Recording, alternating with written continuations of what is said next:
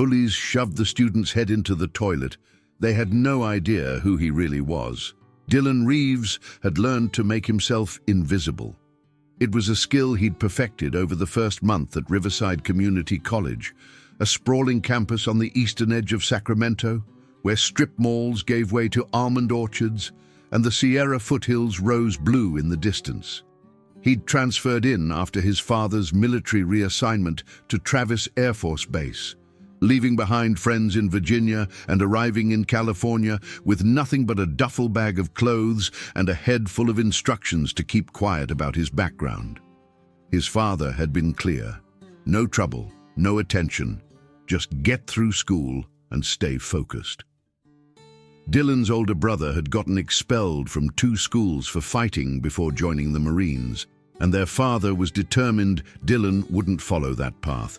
So Dylan kept his head down, literally. He walked the hallways of Riverside with his eyes fixed on the scuffed linoleum tiles, his thin frame hunched inside an oversized grey hoodie that had belonged to his brother. At 17, Dylan was lanky and pale, with dark hair that fell across his forehead and obscured his face. He wore wire-rimmed glasses that constantly slid down his nose, and his jeans were always slightly too short, revealing white socks above worn sneakers. Everything about him screamed easy target to the predators that stalked every high school and college campus in America. The predators at Riverside had names. Their leader was Brett Calloway, a square-jawed legacy student whose father owned half the car dealerships in the county. Brett had the build of a linebacker, with shoulders that stretched his Riverside Wildcats Letterman jacket tight across his back. His blonde hair was styled with expensive product, and his smile was all white teeth and cruelty. He moved through campus like he owned it, which in a way he did. The Calloway family had donated the new athletic center, and Brett's face was on every promotional poster for the football team. Brett's crew followed him everywhere like pilot fish trailing a shark. There was Tyler Madison, tall and rangy with a basketball player's build and a mean streak that expressed itself in creative verbal abuse. Connor Hayes was the muscle, thick-necked and broad, the kind of guy who'd been shaving since middle school and looked like he could bench press a Buick. Aiden Cross was the watcher, quiet and calculating, with cold blue eyes that noticed everything and a knack for finding people's weak spots. And then there was Jenna Whitmore, Brett's on-again, off-again girlfriend, who could destroy someone's social standing with a single Instagram post and seemed to enjoy watching the boys work almost as much as participating herself. Dylan had caught their attention on his 3rd day at Riverside. He'd been in the library, the one place he felt somewhat safe, hunched over a calculus textbook in the corner by the philosophy section where no one ever went. He'd been so absorbed in derivatives that he hadn't noticed Brett and Tyler until they were standing over him.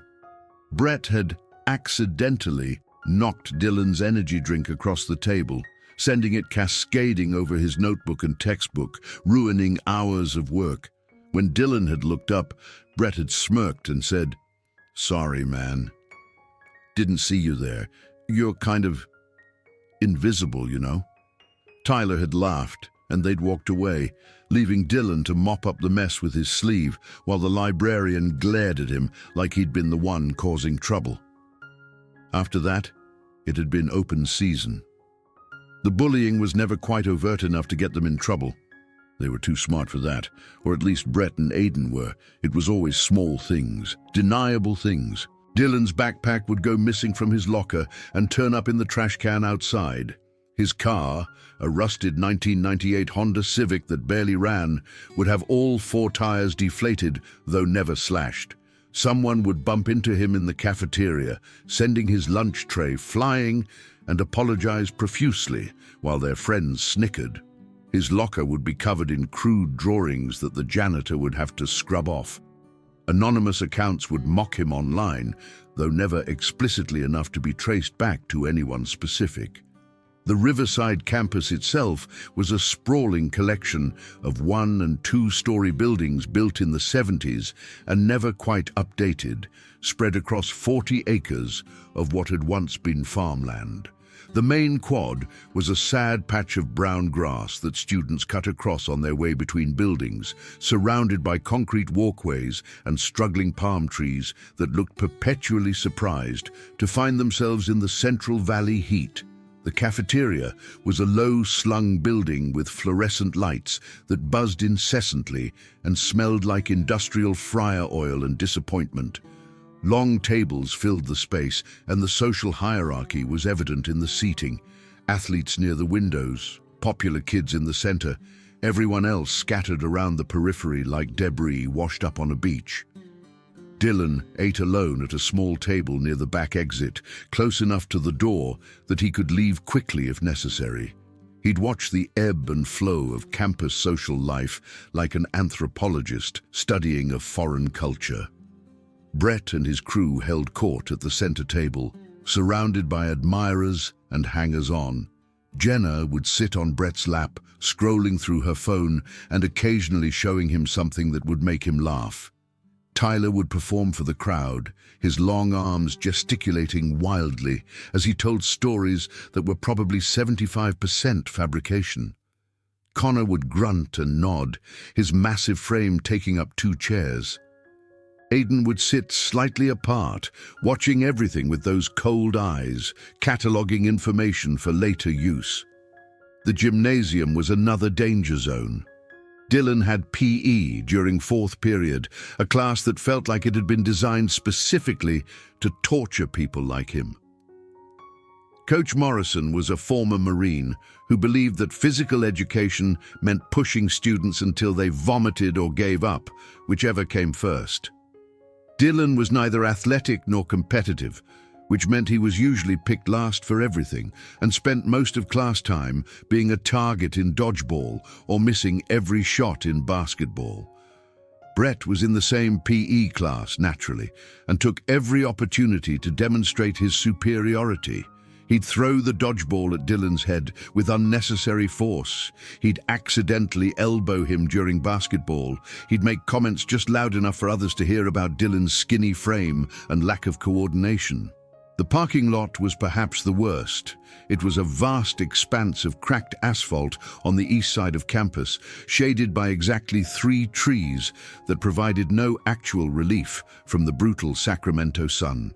Students would hang out between classes, leaning against their cars and trucks, smoking cigarettes just off campus property and establishing the pecking order.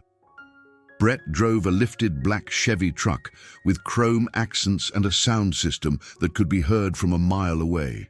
It was usually parked in the center of the lot, surrounded by his crew's vehicles, like wagons circling for protection. Dylan's sad little Civic was always parked at the far edge, away from everyone, where he hoped it might be overlooked. It rarely was. He'd return from class to find his windshield covered in shaving cream, or his door handles smeared with something that looked and smelled unpleasant, or crude words written in the dust on his rear window. The locker hallway was a narrow corridor of battered metal doors that lined the ground floor of the main academic building.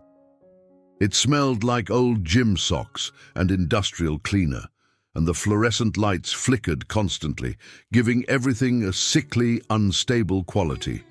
Dylan's locker was number 247, tucked in a corner near the emergency exit. He'd learned to open it quickly, grab what he needed, and close it again before anyone noticed he was there. But sometimes he wasn't fast enough. Sometimes Brett and Tyler would be waiting, leaning against the lockers like they owned them, and Dylan would have to walk past them to get to his own locker. They'd make comments about his clothes, his hair, his glasses. They'd ask him questions in fake friendly tones. "Hey Dylan, you get lucky this weekend." Oh wait, that would require a girl to actually notice you exist. Tyler had a particular talent for this kind of psychological warfare, his voice always just light enough that if Dylan reacted, he'd be the one who looked like he couldn't take a joke. The classrooms offered no refuge. Dylan had American literature with Brett and Aidan, and they sat behind him, making his life miserable in small, subtle ways. They'd kick his chair throughout the lecture. They'd drop pencils on the floor near him and make comments about how clumsy he was when he bent to pick them up. They'd whisper just loud enough for him to hear, but not loud enough for the teacher to notice. Mrs. Patterson, the literature teacher, was in her late 50s and had long ago given up on controlling her classroom. She'd lecture about Fitzgerald and Hemingway while staring at the ceiling, as if the acoustic tiles held more interest than the students before her. When Dylan had tried to tell her about the harassment, she'd sighed deeply and said, "Boys will be boys, Dylan. You need to develop thicker skin if you're going to make it in the real world." He hadn't tried to tell a teacher again. Home offered little comfort.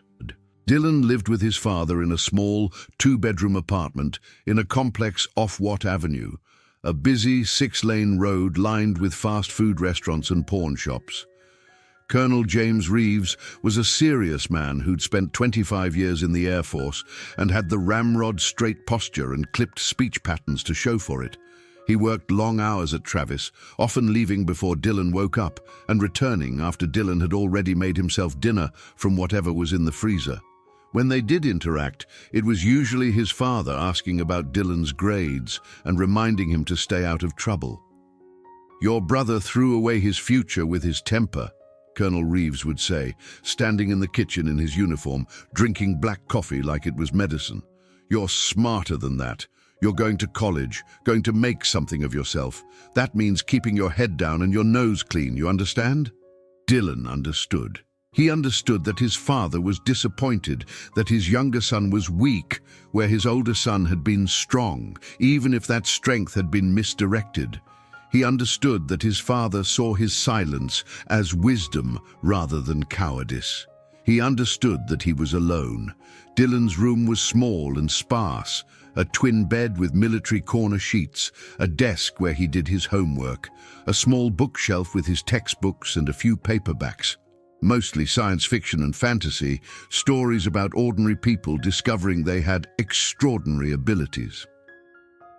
On his wall was a single poster of the Sierra Nevada mountains, a graduation gift from his mother before she'd left when he was 12. She'd said she was moving to Portland to find herself, whatever that meant, and Dylan hadn't heard from her in 5 years, except for the occasional birthday card with a $20 bill inside. He'd lie on his bed at night, staring at those mountains, and wonder what it would be like to disappear into them and never come back. The routine continued for weeks. Every day was the same choreography of avoidance and humiliation. Dylan would wake up at 6, shower, dress in his anonymous clothes, grab a granola bar, and drive to campus. He'd park in his designated spot at the edge of the lot. He'd walk to his locker, head down, avoiding eye contact. He'd go to his classes, sit in the back when possible, and try to be invisible. He'd eat lunch alone. He'd endure PE. He'd survive the gauntlet of the parking lot on the way back to his car. He'd drive home, do his homework, make dinner and go to bed. Repeat. The bullying was a constant background radiation, sometimes stronger, sometimes weaker, but always present. But there were moments that stood out, moments that accumulated like drops of water filling a container that would eventually overflow. There was the day in the cafeteria when Brett had walked by Dylan's table, stumbled theatrically, and sent Dylan's chocolate milk cascading into his lap. The cold liquid had soaked through his jeans immediately, and Dylan had sat there frozen while Brett apologized with exaggerated concern, saying, "Man, I'm so sorry. You should really watch where you put your drink, though." The entire cafeteria had watched. Some had laughed. Most had just looked away, grateful it wasn't happening to them. Dylan had walked around the rest of the day with a dark stain on his pants that everyone noticed and no one mentioned. There was the day in PE when Coach Morrison had paired everyone up for a wrestling unit, and Dylan had somehow ended up paired with Connor. Connor had picked Dylan up like he weighed nothing and slammed him into the mat so hard that Dylan had seen stars. The coach had blown his whistle and told them to reset, as if it had been a legitimate move and not an assault. Dylan had limped through the rest of class, his ribs aching, while Connor had smirked and flexed for his friends. There was the day his car wouldn't start in the parking lot, and he'd opened the hood to find someone had disconnected his battery cables. He'd stood there in the afternoon heat, sweating through his shirt, trying to reattach them with shaking hands, while a group of students had watched from nearby, not helping, just watching. Brett's truck had peeled out of the parking lot with its sound system blasting, and Dylan had been certain he'd seen Aiden watching from the passenger seat. There was the day in American literature when Dylan had finally worked up the courage to answer one of Mrs. Patterson's questions about symbolism in The Great Gatsby. He'd raised his hand and given what he thought was a thoughtful answer about the green light representing unattainable dreams. Mrs. Patterson had nodded vaguely and moved on, but after class, as Dylan packed up his books, he'd found a note tucked into his textbook. It was in neat handwriting and said simply, "Nobody cares what you think, ghost boy. Stay invisible." He'd looked around, but everyone was already gone except Aiden, who was walking out the door without looking back. The breaking point came on a Thursday in late October. Dylan had survived another brutal PE class, dodgeball again, where he'd been pelted repeatedly by balls thrown with malicious intent, and was heading to the locker room to change back into his regular clothes. The locker room was a dank space with concrete walls painted in peeling school colors, rows of green lockers, and a pervasive smell of mildew and body spray. Most students had already cleared out, heading to their next class or to lunch. Dylan was taking his time, not wanting to rush into whatever awaited him next. He was sitting on the bench in front of his locker, tying his shoes, when he heard voices echoing off the tile walls. Brett, Tyler, and Connor rounded the corner, laughing about something. They stopped when they saw Dylan, and something shifted in the air. Dylan could feel it, that predatory attention focusing on him like a spotlight. He quickly finished tying his shoes and stood up, planning to grab his backpack and leave, but Connor was already blocking his path. Brett smiled, that charming smile that made him popular with teachers and terrifying to students who knew better. "Dylan, my man," Brett said, his voice friendly and warm. "We've been meaning to talk to you. See, there's been some confusion around here. Some people think you're like actually a student at this school, but we keep looking for you, and you're like a ghost. You're barely even here, you know? So we thought maybe we should make sure you're real. Make sure you actually exist." Dylan's heart was hammering in his chest.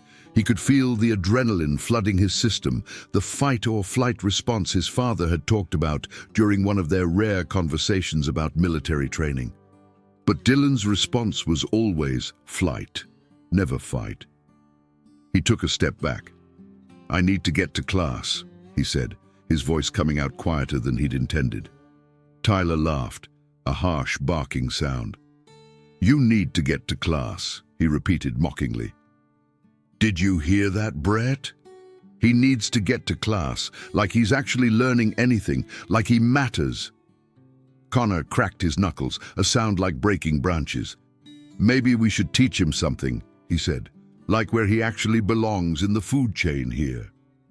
What happened next would replay in Dylan's mind for weeks afterward. A humiliation so complete and degrading that it became the pivot point of his life, the moment that divided everything into before and after.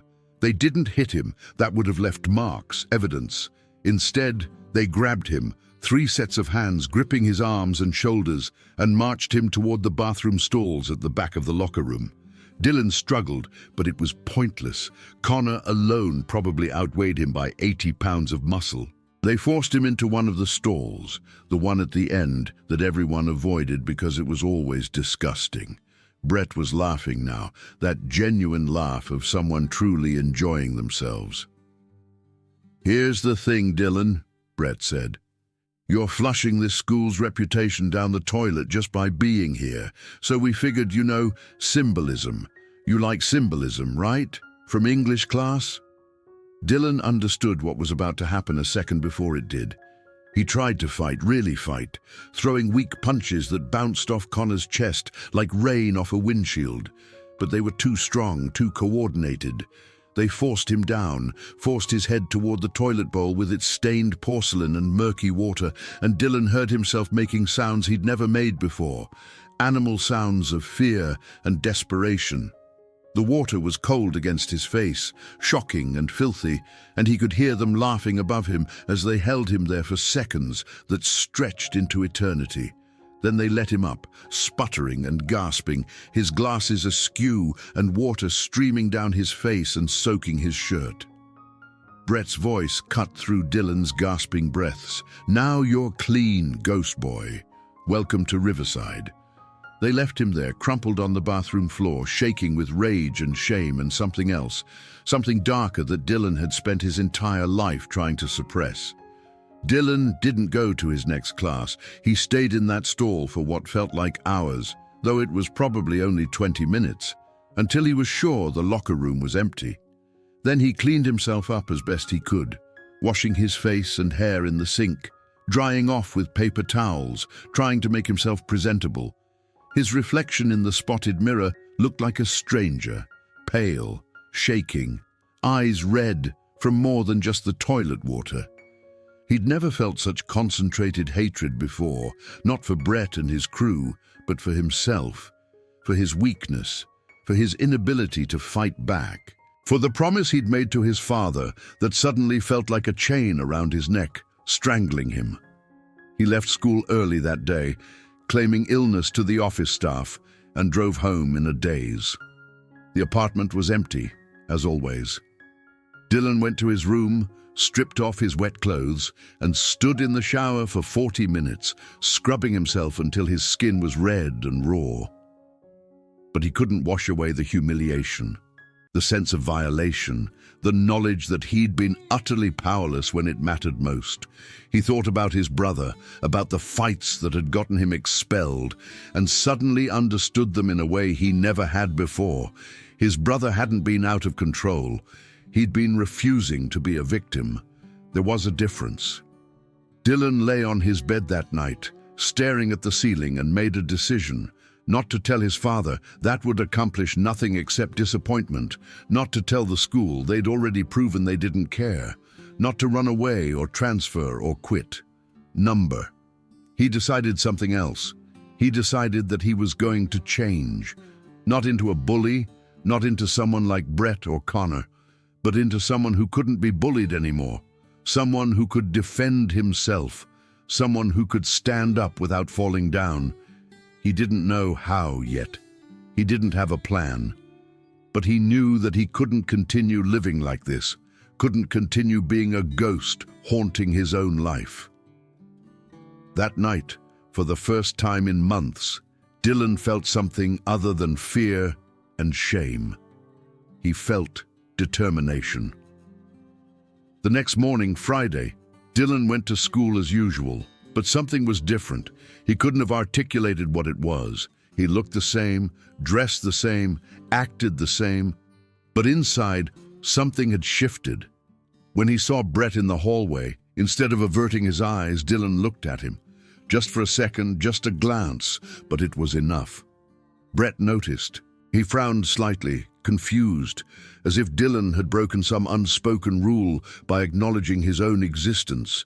Dylan walked on, and his hands were shaking, but he'd done it. It was the smallest act of defiance imaginable, but it was a start. And sometimes, that's all you need to begin a transformation. A single moment where you decide that today is going to be different than yesterday, even if you don't yet know how. Dylan spent that weekend researching. Not how to fight. His father had given him the basics years ago, and his brother had shown him a few moves before leaving for the Marines.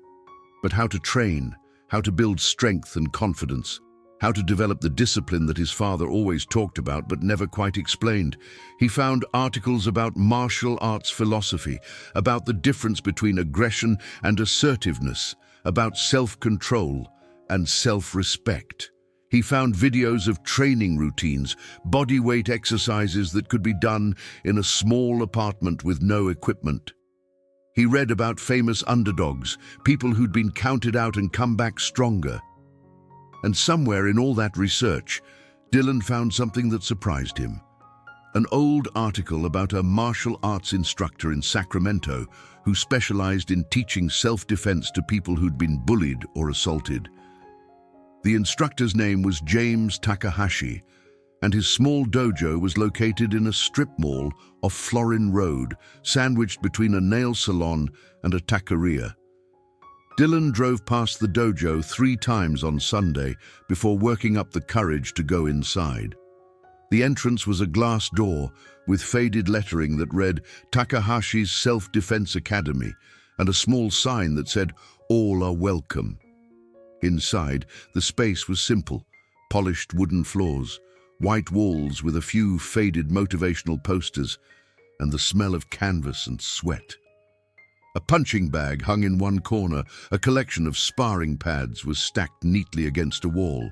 There were no trophies, no belts on display, none of the ego that Dylan had expected from a martial arts school.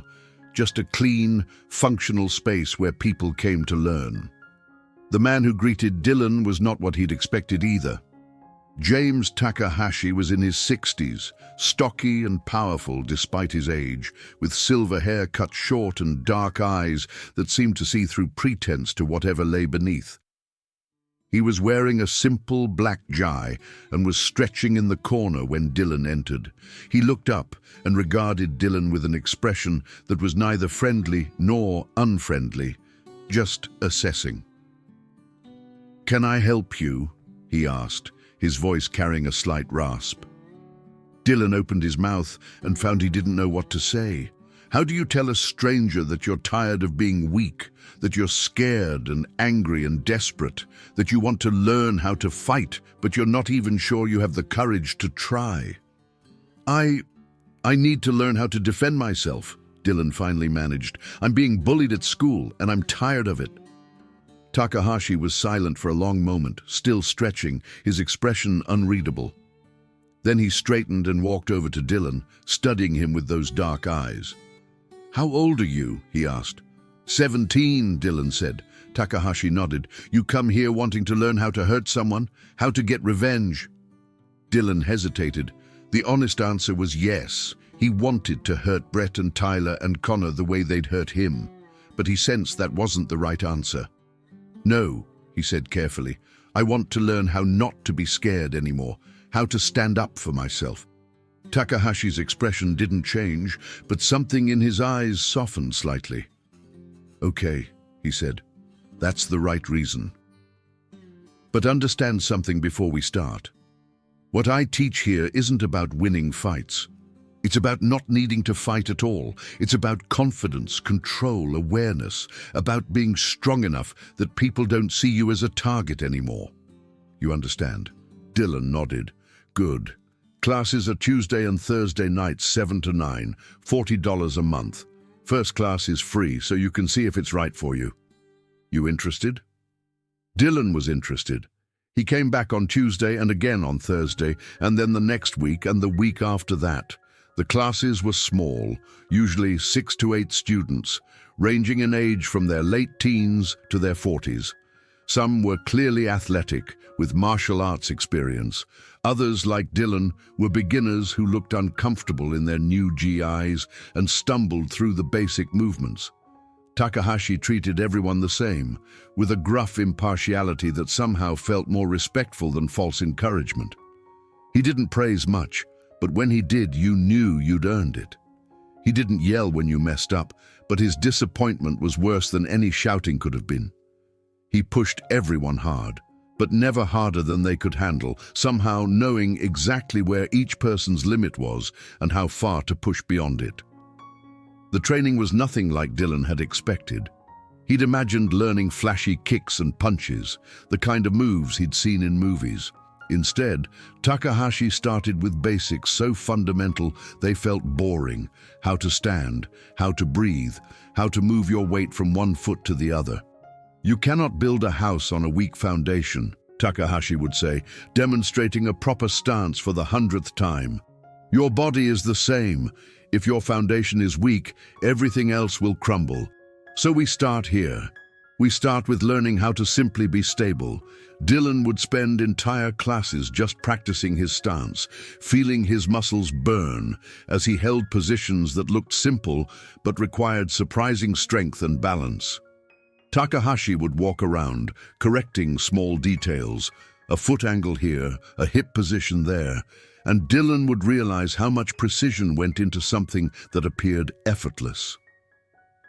As the weeks progressed, Dylan began to notice changes. Small things at first. He was sleeping better, the constant anxiety that had plagued him for months starting to ease. His appetite returned, and he began putting on muscle, lean and functional rather than bulky. His posture improved. Instead of hunching to make himself smaller, he stood straighter without thinking about it. His coordination improved too, his body learning to move in ways it never had before, becoming more efficient and controlled. But the biggest changes were internal. The constant chatter of fear in his head began to quiet. The shame that had consumed him after the locker room incident began to transform into something else, something harder and more focused. He still felt afraid when he saw Brett and his crew at school, but the fear was different now. It was sharper, cleaner, more manageable. It didn't paralyze him anymore. At school, the bullying continued, but Dylan was handling it differently. He couldn't explain exactly what had changed, but he noticed that he was reacting less, letting the comments and petty cruelties wash over him without sinking in as deeply. This seemed to frustrate Brett and his crew. Bullies feed on reactions, and Dylan was giving them less to feed on. One day in the cafeteria, Tyler knocked Dylan's tray out of his hands again, sending food scattering across the floor. But instead of freezing or apologizing or scurrying away, Dylan just looked at Tyler calmly, bent down, and began cleaning up the mess without any visible emotion. Tyler stood there, clearly expecting anger or tears or something, and when he got nothing, he seemed deflated. "What, you stupid or something?" Tyler said. "Can't even talk anymore." Dylan looked up at him and said quietly, "I can talk. I just don't have anything to say to you." It wasn't a brilliant comeback, wasn't clever or cutting, but it was delivered with such calm certainty that Tyler actually stepped back, confused. After a moment, he laughed uncomfortably and walked away, and Dylan finished cleaning up his mess. It was a small victory, but it felt significant. The problem was that small victories weren't enough for Brett. Dylan was learning to ignore the everyday harassment, which meant Brett needed to escalate to get a reaction. And Brett always got what he wanted, one way or another. The next escalation came in the form of Lisa Chen, though Dylan didn't realize it at first. Lisa was in Dylan's American literature class, a quiet student who sat near the front and actually paid attention during Mrs. Patterson's lectures. She had long, dark hair, usually pulled back in a ponytail, wore glasses similar to Dylan's, and always seemed to have her nose in a book. She was the kind of student who was academically excellent but socially invisible, much like Dylan himself. He'd noticed her before, naturally. She was one of the few people in class who seemed to actually care about the material, who would occasionally answer questions with thoughtful responses that suggested she'd done more than just skim the assigned reading. What Dylan didn't know was that Lisa had noticed him too. She'd seen the casual cruelty directed at him, the way Brett and his crew targeted him, and she'd felt a kinship with him that she couldn't quite articulate. Lisa was the daughter of immigrants from Taiwan, and she'd spent her life being the model minority, the straight-A student who never caused trouble and never quite fit in anywhere. She'd seen Dylan's transformation over the past few weeks, seen the way he was standing straighter, meeting eyes more directly, responding to harassment with quiet dignity rather than fear. She found it admirable, even inspiring. So one day in late November, as class was ending and students were filing out, Lisa did something brave. She approached Dylan's desk and said, "Hey, I thought your comment about the symbolism in 'the sun also rises' was really insightful today. I don't think Mrs. Patterson appreciated it, but I did." Dylan looked up, surprised. People didn't usually talk to him unless they were making fun of him. "Oh," he said, not sure how to respond. "Thanks, the whole bullfighting thing seemed pretty obvious as a metaphor for masculinity," and he trailed off, suddenly self-conscious. But Lisa was smiling, a genuine smile that reached her eyes. "Right?" And the Jake character's injury, representing a whole generation of men emotionally damaged by the war. It's all there if you actually read it instead of just looking at spark notes. They talked for a few minutes about Hemingway and his obsession with stoic masculinity, about whether the characters were sympathetic or just self-destructive, about what Mrs. Patterson was actually trying to teach them versus what they were learning on their own. It was the first real conversation Dylan had had with another student since arriving at Riverside, and it felt strange and wonderful and slightly terrifying all at once. They began talking regularly after that, brief conversations after class or in passing in the hallways. Nothing dramatic, nothing that would be called dating, just two people who'd found they had something in common. Lisa would recommend books, and Dylan would actually read them and have opinions about them. Dylan would mention things Takahashi had said during training that applied to more than just martial arts, and Lisa would consider them seriously. It was nice. It was normal. It was the kind of friendship that made the rest of Riverside's social hierarchy seem less important. But of course, Brett noticed. Brett noticed everything, especially when something was making one of his targets less miserable. The week before Thanksgiving break, Dylan arrived at school to find a crowd gathered around something in the main hallway. He pushed through to see what everyone was looking at, and his stomach dropped. Someone had created a crude poster and hung it on the wall near the main office. It showed two stick figures holding hands, with Dylan and Lisa written beneath them in childish handwriting, surrounded by hearts and mocking labels: nerd love, future cat owners, loser convention. It was juvenile and mean-spirited, the kind of thing that shouldn't have been a big deal, but somehow was when you were the target. Dylan could feel everyone watching him, waiting for his reaction. He could hear whispers and muffled laughter. He saw Lisa standing nearby, her face red with embarrassment and anger, her hands clenched at her sides. Dylan walked up to the poster, pulled it down, folded it carefully, and dropped it in the trash can nearby. Then he turned and saw Brett leaning against a locker 20 feet away, smirking. Their eyes met, and Dylan felt something harden inside him. Not rage exactly, something colder and more controlled. Brett's smirk widened. "Sorry, man," Brett called out, his voice carrying across the hallway. "Just thought everyone should know you'd finally found someone on your level." "That's sweet, right? True love?" A few people laughed, but others were silent, watching Dylan. And Dylan, instead of looking away or walking off or making excuses, just stared at Brett for a long moment. Then he walked over to Lisa, who was still standing frozen, and said quietly, "You okay?" She nodded stiffly, not meeting his eyes. "They're idiots," Dylan said. "Don't let them get to you." Then he walked away to his first class, leaving Brett standing there looking slightly confused that his provocation hadn't generated more drama. But the damage was done. Lisa started avoiding Dylan after that, embarrassed by the attention and not wanting to make herself more of a target. Dylan understood, even though it stung. This was what Brett did. He found something good in your life and poisoned it, just because he could. Dylan thought about confronting Brett directly, but what would be the point? Brett would just deny it or laugh it off, and Dylan would look like the aggressor. No, Dylan needed to be smarter than that. He needed to be better. So he channeled his anger into his training, pushing himself harder in Takahashi's classes, staying late to practice on the heavy bag, working through kata until his muscles screamed and his mind went quiet. Takahashi noticed the increased intensity but didn't comment directly. Instead, one evening after class, he called Dylan over.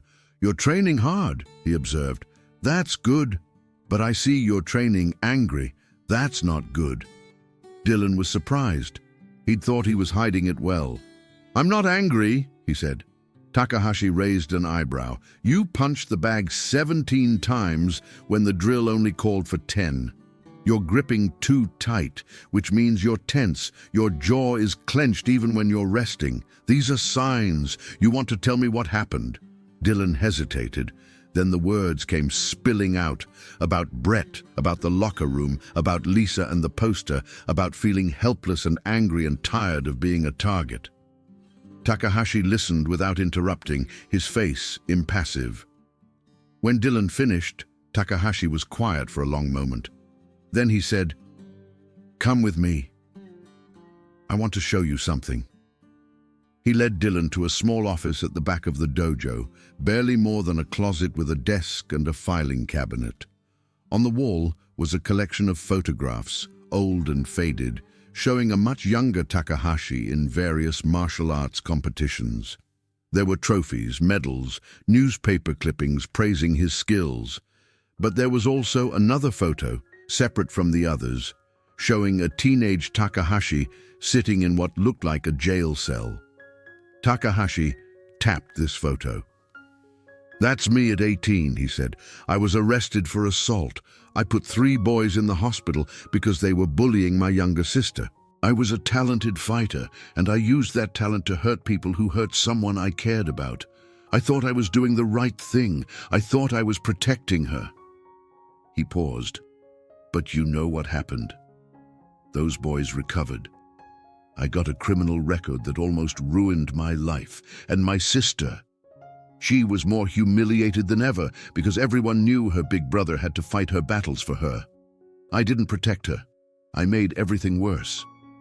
Dylan stared at the photo. "So what are you saying? That I should just let them keep treating me like garbage?" Takahashi shook his head. "I'm saying that violence is easy. Restraint is hard. Anyone can throw a punch. It takes real strength to not throw a punch when you want to. The techniques I'm teaching you aren't for revenge. They're for self-defense, for protecting yourself when you have no other choice. But more than that, they're for building confidence, so that you walk differently, stand differently, speak differently, so that bullies see you and think twice, so that you don't need to fight because you're not a target anymore." He looked at Dylan seriously. "You want to defeat your bullies? Don't become like them. Become better than them. That's the real victory." Dylan thought about this conversation for days. He realized that he'd been training with the wrong goal. He'd been preparing to fight Brett, to hurt him, to make him feel small the way Brett had made Dylan feel small. But that wasn't the answer. That would just make Dylan into a different kind of bully. Instead, Dylan needed to train to become someone who didn't need to fight, someone who was strong enough that fighting was a choice rather than a necessity. It was a subtle distinction, but it changed everything about how he approached his training. He started focusing more on control than power, more on awareness than aggression, more on confidence than combat, and somehow, paradoxically, this made him more effective rather than less. Thanksgiving break came and went. Dylan spent it alone in the apartment, his father working through the holiday. He trained, read, and thought about what kind of person he wanted to become. When school resumed in December, something had shifted again. Dylan was no longer the invisible kid who slouched through the hallways with his head down. He walked with purpose now, his shoulders back, his eyes forward. He wasn't aggressive or confrontational, but he wasn't a victim either. He occupied space differently, moved through the world differently, and people noticed. Brett noticed most of all. One day in the parking lot, as Dylan was loading his backpack into his Civic, Brett approached him with Tyler and Connor in tow. It was late afternoon. Most students had already left, and the parking lot was mostly empty.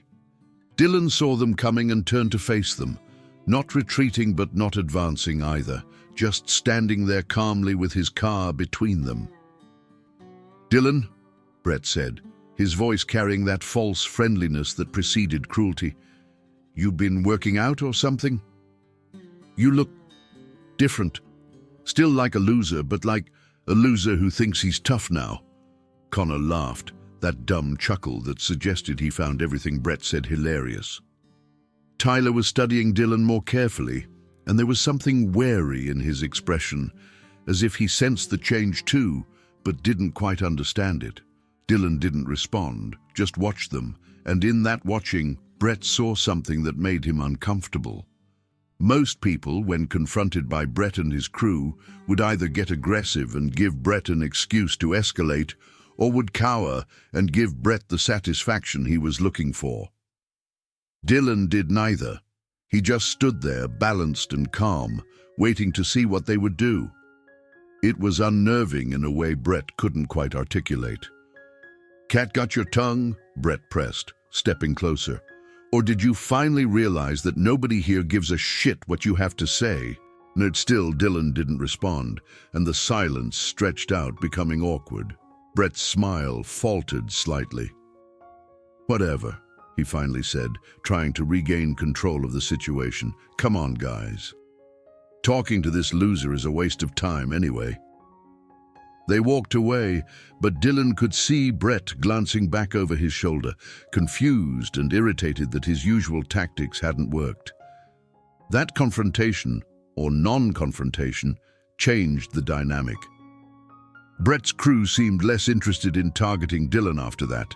They still made comments occasionally, still engaged in petty harassment, but there was less enthusiasm behind it, as if they sensed that Dylan wasn't giving them what they wanted anymore. For a few weeks, Dylan thought maybe that was it. Maybe the worst was over. Maybe he'd achieved what Takahashi had talked about. He'd become someone who wasn't worth targeting.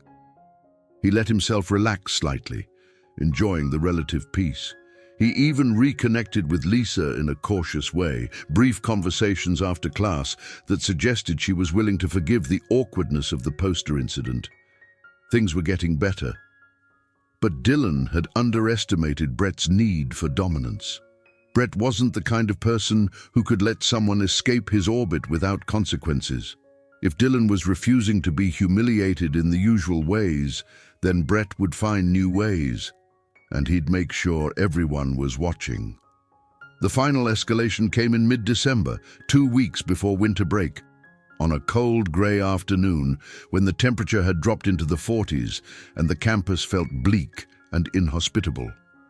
Dylan was leaving his last class of the day, heading toward the parking lot, when he saw a crowd gathered near the gymnasium. There was something about the energy of the crowd, the way they were all looking at something, that made Dylan's stomach clench with premonition. He walked over, pushing through the students, and saw Lisa standing near the wall, her arms wrapped around herself, tears streaming down her face. On the wall behind her, someone had spray-painted crude words in bright red, directed at Lisa, sexual and racist and vile. Brett was standing nearby with his crew, filming everything on his phone, broadcasting it live to social media. Dylan felt something crack inside him. Not his control exactly, but his patience, his willingness to keep being passive. He walked straight toward Brett, ignoring the crowd, ignoring everything except the smirking face in front of him. Brett saw him coming, and his smile widened. "Oh, look," Brett said loudly, playing to his audience. "Dylan's gonna defend his girlfriend's honor. This should be good." Students were pulling out their phones now, recording, sensing that something was about to happen. Dylan stopped a few feet away from Brett, close enough to be confrontational, but not close enough to make it physical. "Take it down," Dylan said, his voice low and controlled. "Take down the video and apologize to her." Brett laughed, a genuine belly laugh. "Or what? You gonna fight me? You and what army, ghost boy?" Connor cracked his knuckles. Tyler crossed his arms, looking amused. Aiden watched with those cold eyes, already calculating how this would play out. Dylan felt his training kicking in, his awareness expanding to take in all the threats, his body automatically shifting into a balanced stance. But he didn't move to attack. Instead, he said, "I'm not going to fight you. I'm asking you, as one student to another, to do the right thing. You've made your point. You've humiliated her. Now let it go." It was probably the wrong thing to say, probably made him look weak to everyone watching. But Takahashi's voice was in his head. Violence is easy. Restraint is hard. Brett's expression changed, the amusement draining away, replaced by something uglier. "You know what?" he said, stepping forward until he was in Dylan's space, using his superior size to intimidate. "I'm so tired of your holier-than-thou act. Acting like you're better than everyone else because you keep quiet and take it. You're not better. You're just a coward." He shoved Dylan, not hard enough to hurt, but hard enough to make him stumble back a step. The crowd stirred, sensing violence. Dylan straightened, his hands still at his sides, his breathing controlled. "I'm not fighting you, Brett," he said again. Brett shoved him again, harder this time. "What's wrong? Scared? Or maybe you just don't know how to fight? Maybe you're so pathetic that you—" He shoved Dylan a third time, and this time Dylan didn't stumble. He absorbed the impact, shifted his weight, and remained balanced. And something in that small act of physical competence seemed to enrage Brett further. "Fine," Brett said, stepping back. "If you won't fight me, maybe we need to remind you of your place." "Connor?" The big student grinned and started toward Dylan. The crowd was fully engaged now, phones recording, voices excited and nervous. Lisa was crying harder, telling them to stop. Other students were watching with that mixture of horror and fascination that humans show when witnessing violence. And Dylan realized, with perfect clarity, that this was it. This was the moment where he either stood up or ran away, where he either defended himself or accepted victimhood forever. Takahashi had told him that violence should be a last resort, that restraint was strength. But Takahashi had also taught him that there comes a time when restraint becomes complicity, when refusing to act is itself a form of cowardice. Dylan looked at Connor approaching, at Brett smirking, at the crowd watching, at Lisa crying. He thought about the locker room, about the poster, about all the small humiliations and casual cruelties that had been heaped on him for months. He thought about his father's disappointment and his brother's violence and Takahashi's wisdom, and he made a choice. "Okay," Dylan said quietly. "If you won't let me walk away, then I won't." Connor reached for him, and Dylan moved. Everything Takahashi had taught him came together in that moment. Connor was big and strong, but he was also slow and overconfident. He reached out to grab Dylan's shirt, a simple, aggressive move that relied on size difference. But Dylan wasn't there. He'd sidestepped smoothly, using Connor's momentum against him, and suddenly Connor was stumbling past him, off balance. The crowd gasped. Connor recovered quickly, angry now, and swung a haymaker punch that would have taken Dylan's head off if it had connected, but it didn't connect. Dylan ducked under it, the punch whistling through the air where his head had been, and stepped inside Connor's reach. He didn't throw a punch or try to hurt Connor. Instead, he used a simple Aikido technique Takahashi had drilled endlessly, redirecting Connor's energy, using the big student's own momentum to send him crashing into the gymnasium wall. Connor hit the wall hard enough to rattle, but not hard enough to seriously injure him. He slid down to a sitting position, dazed and confused about how he'd ended up there. The crowd erupted in noise, shock, excitement, disbelief. Tyler stepped forward next, his long reach letting him throw a kick at Dylan's midsection. But Dylan had trained for this too, had spent hours learning how to read body language, how to see an attack before it fully developed. He shifted slightly, let the kick pass by him, caught Tyler's extended leg, and swept Tyler's standing leg out from under him. Tyler went down hard on the concrete, the air rushing out of him with an audible whoosh. 2 down in less than 10 seconds, and Dylan hadn't thrown a single strike. He'd simply used their own aggression against them, exactly as Takahashi had taught. Brett's expression had changed from amusement to shock to rage. "What the hell?" he said, looking at his crew sprawled on the ground. Aiden was watching carefully, making no move to attack, smart enough to recognize that Dylan was more than he appeared. But Brett wasn't that smart, or maybe he was just too angry to care. He came at Dylan directly, not with a sloppy grab or telegraphed punch like his friends, but with a calculated combination: jab, cross, low kick. Brett had some training, probably boxing, and he knew how to move. It was the most dangerous attack Dylan had faced yet. Dylan blocked the jab, slipped the cross, and caught the kick on his shin, absorbing the impact with a technique that distributed the force. It hurt, but it was manageable. Brett pressed forward, throwing more punches, trying to use his size and strength to overwhelm Dylan. But Dylan was moving now, really moving, not attacking but not quite defending either, flowing around Brett's strikes like water around stone. Takahashi had called it adaptive movement. Not fighting against force, but moving with it. Finding the spaces between aggression, staying calm while your opponent tired himself out. And Brett was tiring, his punches getting wilder, his breathing getting heavier, his frustration mounting as Dylan slipped and dodged and redirected everything he threw. Finally, Brett overextended, throwing a wild right hook with too much power and not enough control. Dylan saw it coming, stepped inside the punch, and for the first time, struck back. It wasn't a flashy move, wasn't devastating or dramatic. It was just a simple palm strike to Brett's solar plexus, the kind of technique that looked gentle, but when done correctly could stop someone in their tracks. Brett's eyes went wide, and he staggered back, gasping for air, the wind knocked out of him. Dylan could have pressed the advantage, could have followed up with strikes that would have left Brett unconscious on the ground.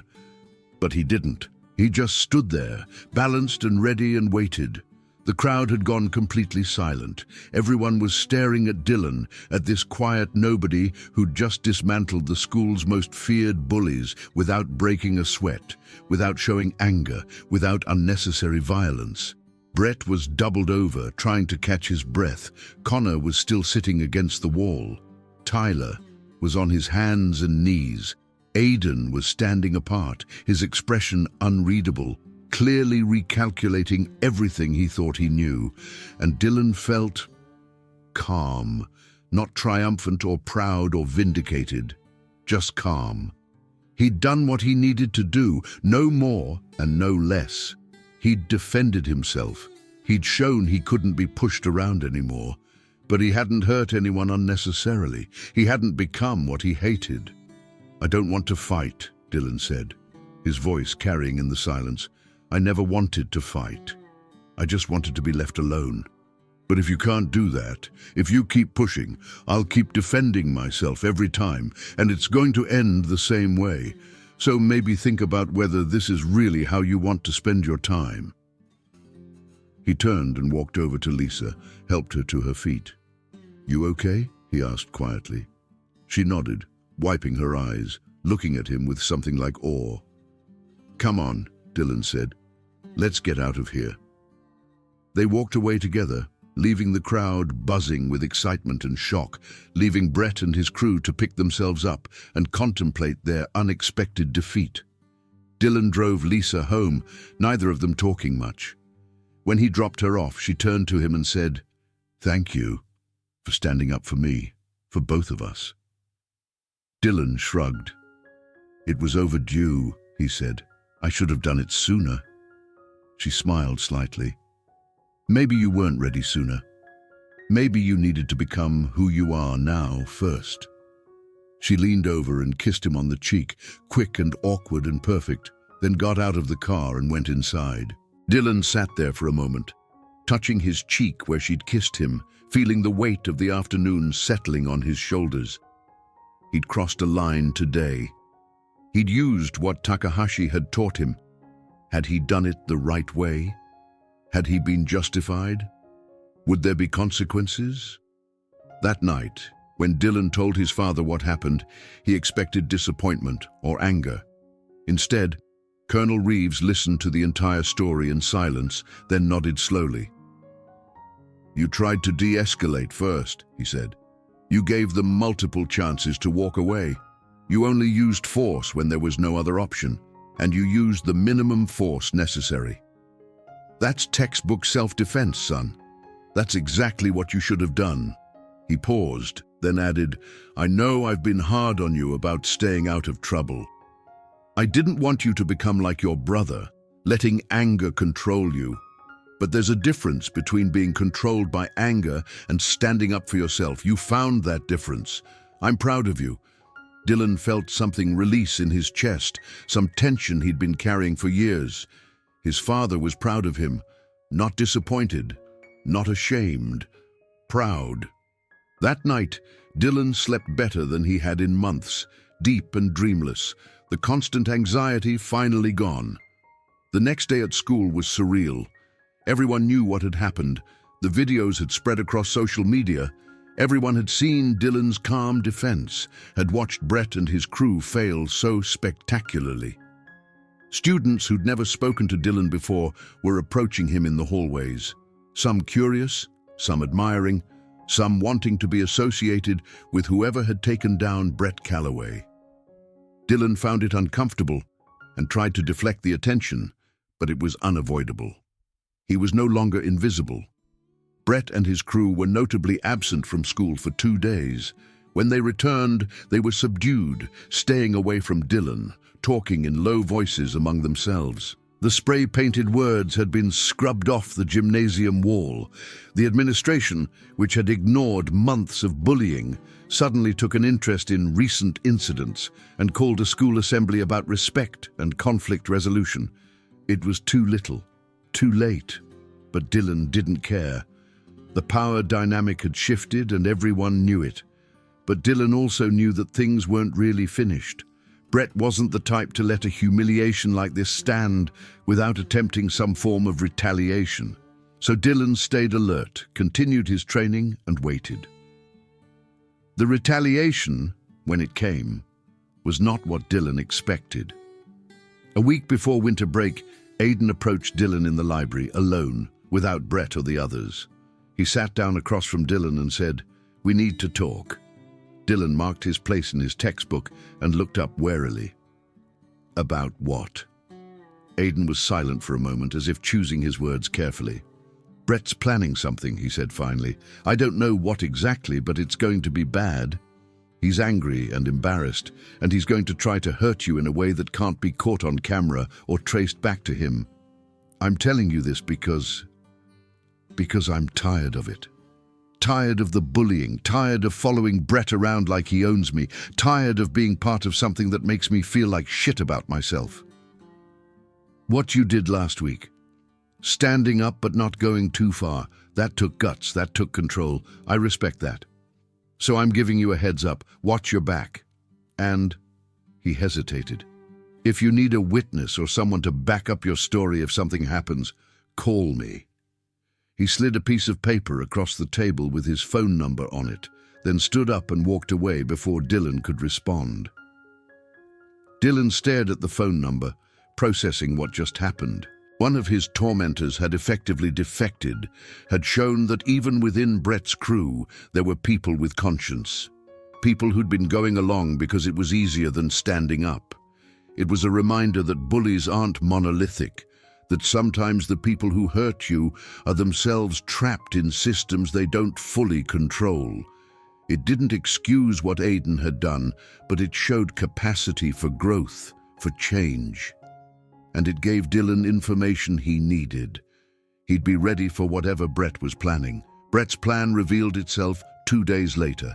Dylan was walking to his car after school when he noticed his Civic looked wrong somehow. All 4 tires were flat. Not slashed, which would have been obvious vandalism, but deflated, which could be explained as mechanical failure. But more concerning was the way the car was sitting, tilted slightly. Dylan circled the vehicle carefully and saw that someone had loosened the lug nuts on all four wheels. If he'd driven on those deflated tires without noticing the lug nuts, the wheels would have come off on the highway. At 60 miles per hour, that would have meant a crash, serious injury, possibly death. This wasn't bullying anymore. This was attempted murder. Dylan stood there in the parking lot, feeling cold despite the California sun, understanding how much Brett hated him, how far Brett was willing to go. He pulled out his phone and did two things. First, he called the police. Second, he took photos of everything: the deflated tires, the loosened lug nuts, the parking lot cameras that had hopefully caught whoever did this. Then he called Aiden. "It's Dylan," he said when Aiden answered.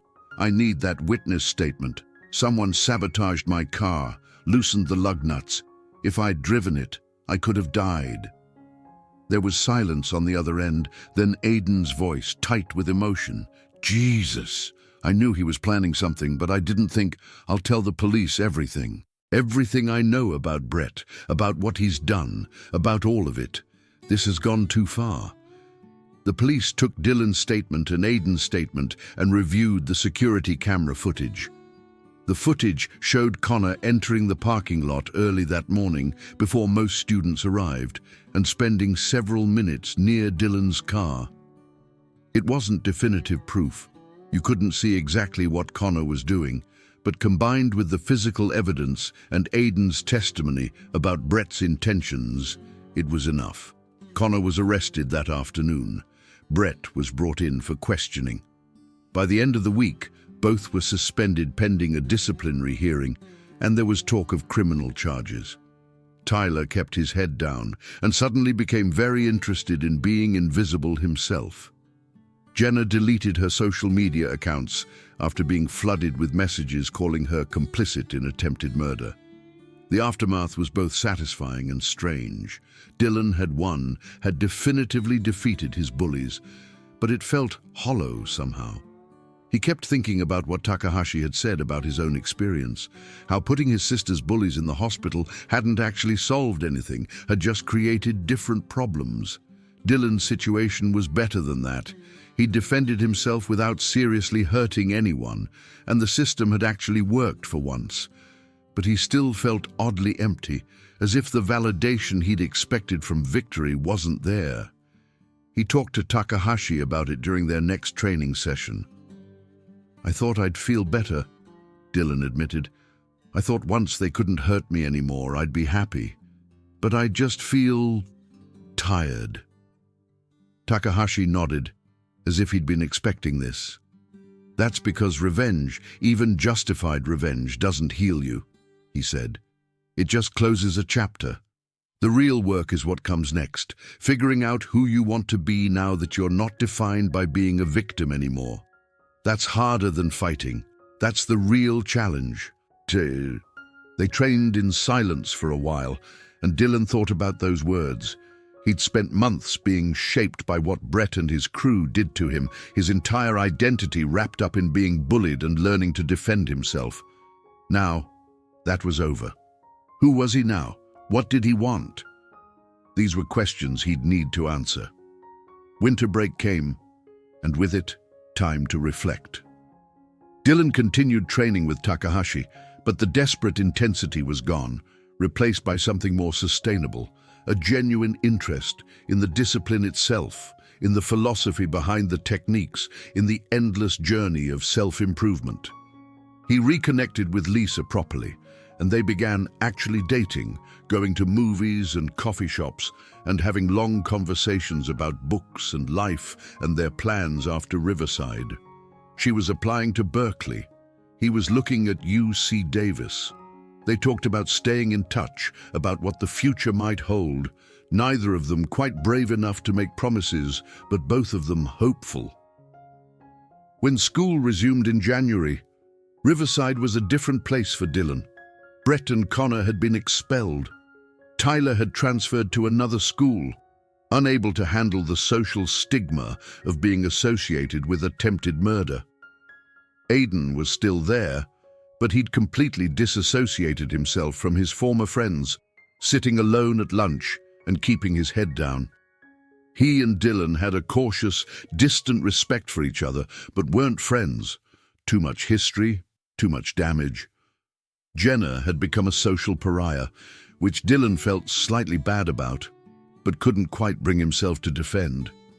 The popular kids who'd enabled Brett through their silent approval now pretended they'd never supported him, as if their phones didn't have months of likes and comments on his bullying videos. For Dylan, school was almost pleasant now. He had friends, not many, but a few genuine ones, including Lisa and a couple of students from Takahashi's dojo, who also went to Riverside. He had confidence, not arrogance, but a quiet certainty that he could handle whatever came his way. He had skills he'd continue developing, not for violence, but for discipline, for the challenge of mastery itself. And he had perspective. He understood that what had happened to him, while terrible, had also been transformative. It had forced him to become stronger, more capable, more aware. He wouldn't wish it on anyone else, wouldn't defend bullying as character building or any of that toxic bootstrap mentality, but he could acknowledge that he'd grown through adversity and that the person he'd become was someone he could respect. One evening in February, Dylan was training at the dojo when Takahashi called him over. "I have something for you," the old instructor said. He handed Dylan a black belt, worn and faded. "This was my first belt," Takahashi explained. "I wore it for 20 years before I earned my current rank. I want you to have it." Dylan looked at the belt, confused. "But I'm not anywhere near black belt level," he protested. "I've only been training for a few months." Takahashi smiled, a rare expression that transformed his usually stern face. "The belt isn't about rank, it's about understanding. You understand now what I've been trying to teach you, not just the techniques, but the philosophy, the control, the restraint, the difference between strength and violence. Most students take years to understand that, if they ever do. You got it in months because you had to, so this belt is a reminder, not of what rank you've achieved, but of what person you've become." Dylan took the belt with trembling hands, feeling the weight of it, both literal and metaphorical. "Thank you," he said, his voice thick with emotion, "for everything, for teaching me, for believing in me, for showing me that being strong doesn't mean being cruel." Takahashi clapped him on the shoulder, a rare gesture of affection. "You taught yourself that," he said. "I just gave you the tools. You're the one who decided how to use them, and you chose well. I'm proud of you." They trained together for another hour, instructor and student, working through forms that Dylan would spend years perfecting, movements that looked simple but contained depths of complexity. When Dylan finally left that night, driving home through the dark streets of Sacramento, he felt at peace in a way he never had before. The rest of Dylan's time at Riverside passed without major incident. He continued dating Lisa, continued training with Takahashi, continued getting good grades, and planning for his future. There were occasional bumps. Not everyone who'd participated in or enabled his bullying was willing to apologize or acknowledge what they'd done. But Dylan found he didn't need their apologies. He didn't need validation from people who'd shown they lacked integrity. He had his own integrity now, his own sense of who he was and what he stood for. That was enough. In May, as graduation approached, Dylan was surprised to receive a call from his brother Marcus, now a staff sergeant in the Marines, calling from somewhere in the Pacific. "Dad told me what happened," Marcus said, his voice scratchy over the satellite connection. "How you handled those guys at school. I'm impressed, little brother. You did it better than I ever did. You didn't let them make you into something you're not. That takes real strength. I'm proud of you." Dylan had thought he was done crying, but he found himself wiping his eyes as he talked to his brother, the two of them connecting in a way they never had before. Marcus had been the strong one, the warrior, the one who fought back. But he'd paid a price for it, been expelled, had to rebuild his life through the military. Dylan had found a different path, one that involved fighting only when necessary and never more than necessary. Both were valid. Both required courage, Marcus seemed to understand that now, and his approval meant more than Dylan had realized it would. Graduation day was hot and bright, the ceremony held on the football field with folding chairs arranged in rows and families sweating in the stands. Dylan walked across the stage in his blue cap and gown, received his diploma from a principal who barely knew his name, and felt a sense of accomplishment that had nothing to do with academics. He'd survived. More than that, he'd thrived. He'd transformed from a victim into someone who couldn't be victimized, from someone who was acted upon into someone who acted. Lisa graduated with highest honors, her name called with special recognition. Aiden graduated quietly, already accepted to a school in Oregon where he could reinvent himself. Brett and Connor were notably absent, expelled students not invited to walk with their former class. After the ceremony, as families took photos and students threw their caps in the air and everyone talked about the future, Dylan found Takahashi standing near the bleachers, watching. The old instructor had come to see his student graduate, though Dylan hadn't told him the date or time. "How did you know?" Dylan asked. Takahashi shrugged. "I keep track of my students, especially the promising ones. You're going to UC Davis, correct? For engineering?"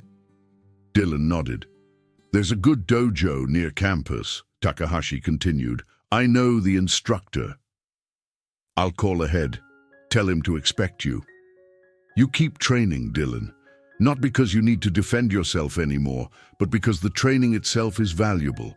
Because discipline and control and self-improvement are lifelong pursuits. You understand?" Dylan understood. They bowed to each other, student and teacher, both honoring what the other represented. Then Takahashi walked away, disappearing into the crowd, leaving Dylan to begin the next chapter of his life. That evening, Dylan drove to the dojo one last time before leaving for college. The space was empty, the lights off, but Dylan had a key now. Takahashi trusted his students to practice on their own. Dylan changed into his GI, tied the worn black belt around his waist, and moved through the forms he'd learned, each movement precise and controlled. He thought about the scared, hunched kid who'd first walked through these doors, how desperate and broken he'd felt, how certain he was that nothing would ever get better. He thought about the journey from that moment to this one, about all the small changes and hard lessons and painful growth that had transformed him. He thought about Takahashi's wisdom, about his father's eventual pride, about his brother's approval, about Lisa's faith in him. But mostly, he thought about himself, about the person he'd chosen to become when given the choice between victim and bully and finding a third path. Someone strong enough to defend himself, but wise enough to know when not to. As Dylan moved through the final form, the setting sun streaming through the dojo windows and casting long shadows across the floor, he felt complete in a way he'd never expected. He'd come here seeking the ability to fight, to hurt those who'd hurt him, to prove he wasn't weak. But he'd learned something far more valuable, that true strength isn't about dominating others, it's about mastering yourself. That courage isn't the absence of fear, it's the ability to act despite fear. That justice isn't the same as revenge, and dignity isn't the same as pride. These lessons, hard won through months of humiliation and training and finally standing up, would stay with him for the rest of his life. Dylan finished the form, bowed to the empty dojo, and changed back into his regular clothes. He drove home through Sacramento's twilight streets, past the strip malls and fast food restaurants and struggling palm trees, past Riverside Community College, with its sad quad and fluorescent-lit buildings, past all the places where his transformation had occurred. Tomorrow, he'd start packing for Davis. Next week, he'd move into his dorm. In a month, he'd begin classes, meet new people, start building a future that was entirely his own. But tonight, he just drove, windows down, feeling the warm California air on his face, and allowed himself to feel proud, not of hurting anyone or proving anything or getting revenge, but of surviving, of growing, of becoming someone who could walk through the world with his head up and his heart open, strong enough to defend himself but wise enough to prefer peace. In the end, Dylan realized, that's what Takahashi had been teaching him all along, that the strongest people are those who don't need to prove their strength, that the bravest people are those who choose compassion over cruelty, that the real victory isn't defeating your enemies, but refusing to become like them. These were lessons that couldn't be taught in a classroom or learned from a book. They had to be earned through experience, through suffering, through the hard work of transformation, and Dylan had earned them. He was no longer the ghost boy, the invisible victim, the target.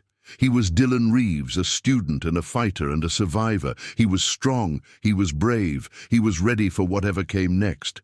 And he was, finally, at peace with himself.